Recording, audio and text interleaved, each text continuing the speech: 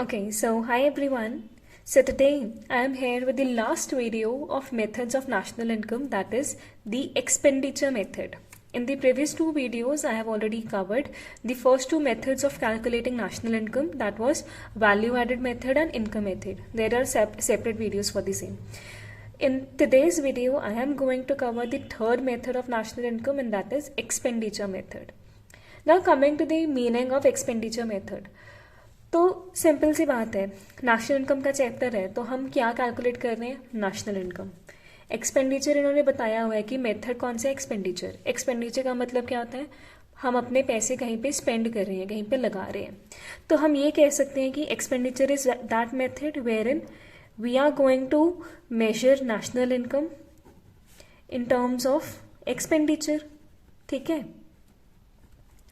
Now the question stands, कौन सा expenditure, किस पे एक्सपेंडिचर, है ना, what kind of expenditure and on what expenditure. तो दो क्वेश्चन है, what type of expenditure and on which things we are going to expand.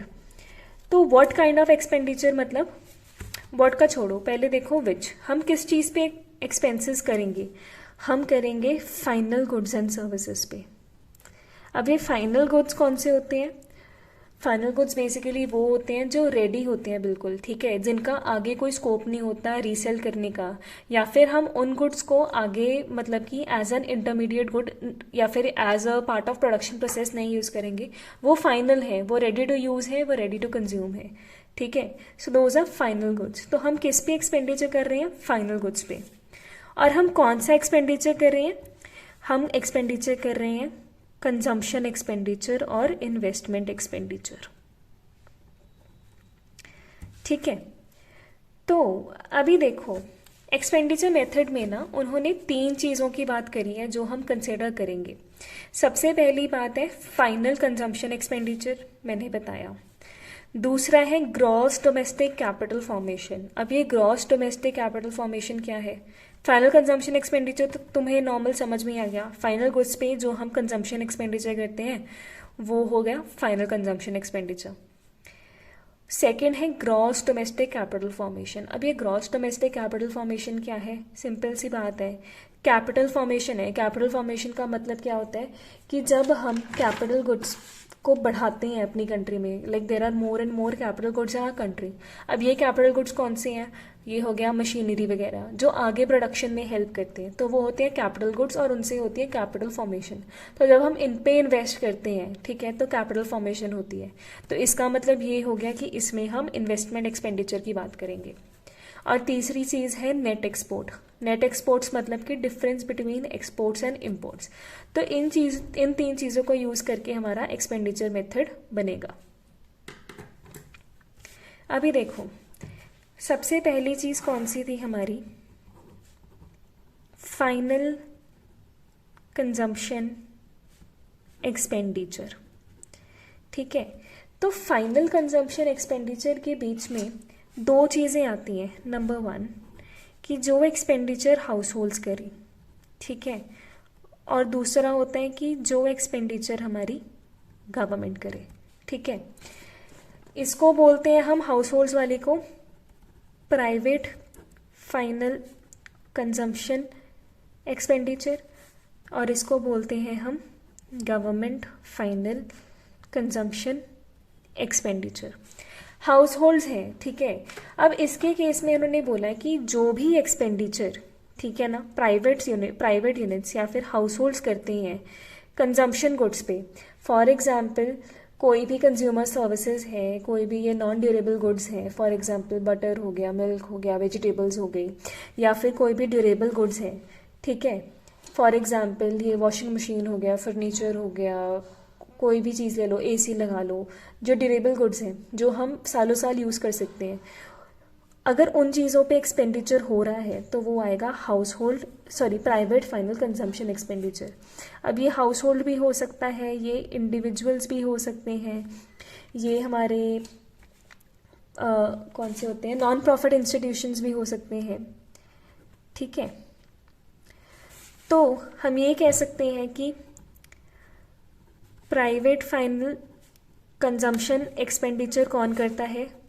House holds करते हैं, इंडिविजुअल्स करते हैं और नॉन प्रॉफिट प्राइवेट इंस्टीट्यूशंस करते हैं। किस पे करते हैं?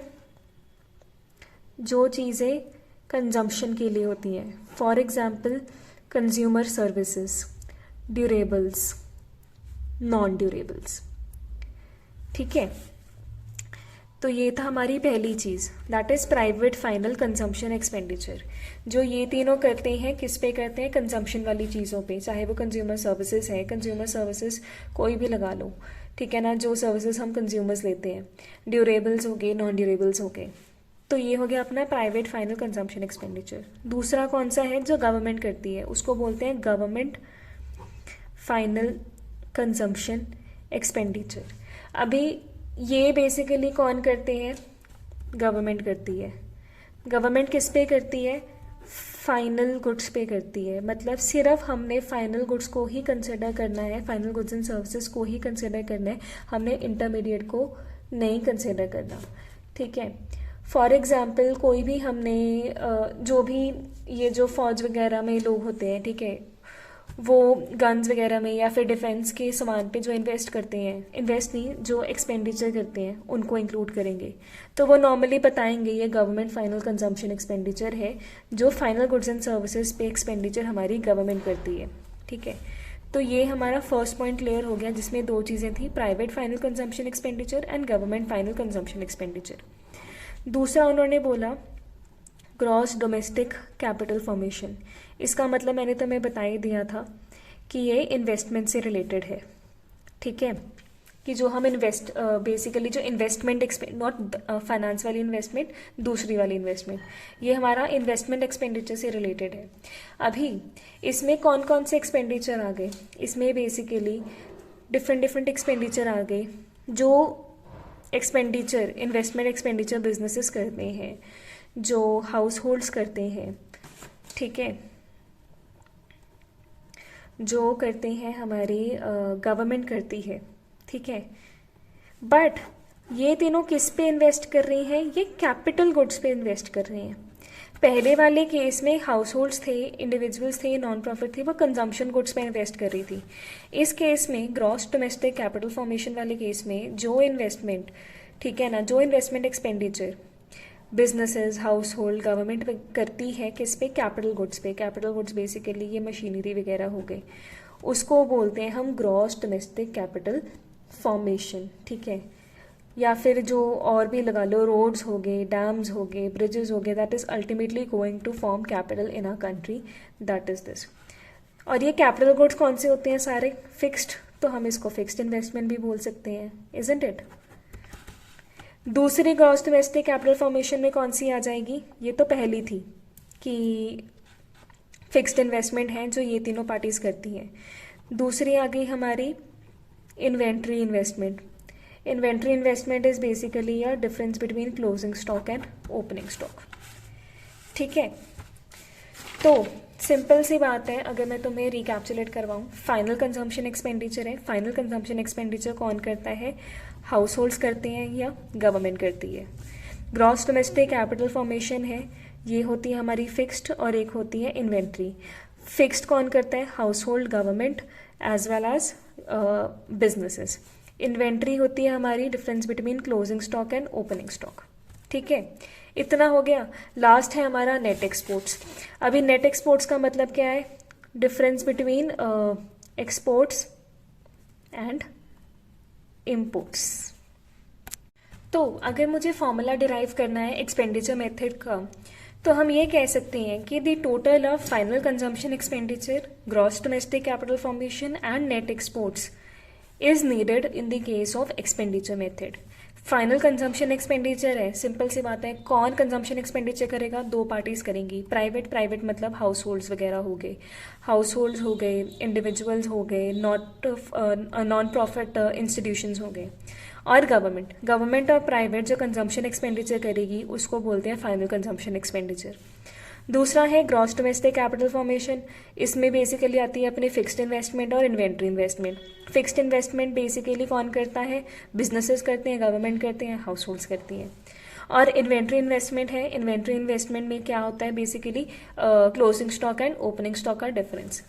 लास्ट है net export, net export is your difference between exports and imports. ठीक है, तो जब हम इन तीनों चीज़ों को ऐड करेंगे तो एंड में हमारे पास क्या आएगा, हमारे पास आएगा GDP MP। अभी MP क्यों है, MP इस करके है क्योंकि हम फाइनल गुड्स एंड सर्विसेज की बात करें। अभी फाइनल गुड्स एंड सर्विसेज क्या मार्केट में फैक्टर कॉस्ट पे बेचते हो कि फाइनल प्राइस पे बेचते हो, फाइनल प्राइस पे बेचते हो। फाइनल प्राइस कौन सा होता है कि जो मार्केट में प्रिवेल कर रहा होता है, जो मार्केट जिस प्राइस पे हम मार्केट में बेचते हैं, that is the reason why it is considered as market price. D का मतलब यही है डोमेस्टिक टेरिटरी के बीच में रहते की ही बात कर रहे हैं हम, और ग्रॉस का मतलब यही है कि it is inclusive of depreciation. तो GDP MP आ जाएगा अपने पास। अगर क्वेश्चन में इन्होंने पूछा कि नेशनल इनकम कैलकुलेट करो एक्सपेंडिचर मेथड के थ्रू, तो तुम सबसे पहले इन तीनों चीज़ों को फाइंड आउट करोगे, इन तीनों चीज़ों को ऐड करोगे, तुम्हारे पास GDP MP आ जाएगा। फिर तुम GDP MP से NNPFC में कन्वर्ट करोगे। अभी GDP MP को NNPFC में कन्वर्ट करने के लिए ऑलरेडी मैंने स्टेप्स बताए हुए हैं। ठीक है, वो बेसिकली क्या है, GDP MP NNPFC ग्रॉस है, ग्रॉस को नेट में बनाने के लिए डेप्रिसिएशन माइनस होती है। लाइक यू हैव टू, अगर तुम्हें नहीं समझ में आ रहा कि ये डेप्रिसिएशन माइनस क्यों है, ये वो watch the first video of national income, I have made it clear in that video. तो डोमेस्टिक है, डोमेस्टिक से नेशनल में लेके आने के लिए मैं प्लस करती हूँ net factor income from abroad. Market price है, मार्केट प्राइस से फैक्टर कॉस्ट में आने के लिए मैं माइनस करती हूँ नेट इनडायरेक्ट टैक्सेस। ठीक है, तो मेरे पास क्या बन जाएगा NNPFC। तो अगर तुम्हारे पास GDP MP आ गया तो तुम चाहे NNPFC है, GDPFC है, NNPMP है, वो कुछ भी कैलकुलेट कर सकते हो। But still for your reference मैं एक न्यूमेरिकल सॉल्व करवाऊंगी so that you get a clear idea regarding how to solve questions of expenditure method of national income. तो अब है हमारा न्यूमेरिकल एग्जाम्पल एक्सपेंडिचर मेथड का। तो जो मैंने ये न्यूमेरिकल लिया है ना, वो मैंने बिल्कुल ऐसे स्ट्रेट फॉरवर्ड नहीं लिया, ऐसा न्यूमेरिकल लिया है जिसमें थोड़ी सी कॉम्प्लेक्सिटी नहीं कहूँगी, बट कुछ पॉइंट्स ऐसे हैं जो तुम्हें और भी क्लैरिटी से समझ आ जाएंगी कि अगर थोड़ा सा भी ट्रिकी क्वेश्चन हो ना तो तुम दिमाग लगा पाओ that how you are going to solve the numerical of expenditure method. ठीक है, तो एक बार रीड करते हैं कि ये क्या है, फिर देखते हैं। तो इन्होंने बोला कि नेशनल इनकम हमने कैलकुलेट करनी है और इन्होंने कंटेंट्स बता दिए हमें। Net factor income to abroad -50, net indirect tax 800, current transfers from rest of the world 100, net import 200, private final consumption expenditure 5000, government final consumption expenditure 3000, gross domestic capital formation 1000, consumption of fixed capital 150, change in stock -50, mixed income 4000, scholarship to students 80। तो हमने find out करनी है national income. But सबसे पहले जो हमारा formula होता है, जो मैंने तुम्हें ऑलरेडी करवाया भी था, वो है हाँ, तो मैंने तुम्हें क्या बताया था कि GDP MP, your GDP MP is equal to, ठीक है, final consumption expenditure plus gross domestic capital formation plus net exports, isn't it. और अभी हम तीन चीज़ें हैं, 1 2 3, अभी हम इन तीनों चीज़ों को बारी बारी देखेंगे। तो सबसे पहली है हमारी फाइनल कंजम्पशन एक्सपेंडिचर। तो अभी फाइनल कंजम्पशन एक्सपेंडिचर मेथड में मैंने तुम्हें करवाया था कि दो चीज़ें होती हैं, एक होती है प्राइवेट फाइनल कंजम्पशन एक्सपेंडिचर और दूसरी होती है गवर्नमेंट फाइनल कंजम्पशन एक्सपेंडिचर। तो देखो अभी तुम्हारे क्वेश्चन में ये नहीं है, ये नहीं है, ये नहीं है, ये नहीं है, ये देखो प्राइवेट फाइनल कंजम्पशन एक्सपेंडिचर और गवर्नमेंट फाइनल कंजम्पशन एक्सपेंडिचर, ये दोनों चीज़ें दी हुई हैं। दैट मीन्स हम इसको यहाँ पे लिखेंगे private final consumption expenditure plus government final consumption expenditure. कितनी है?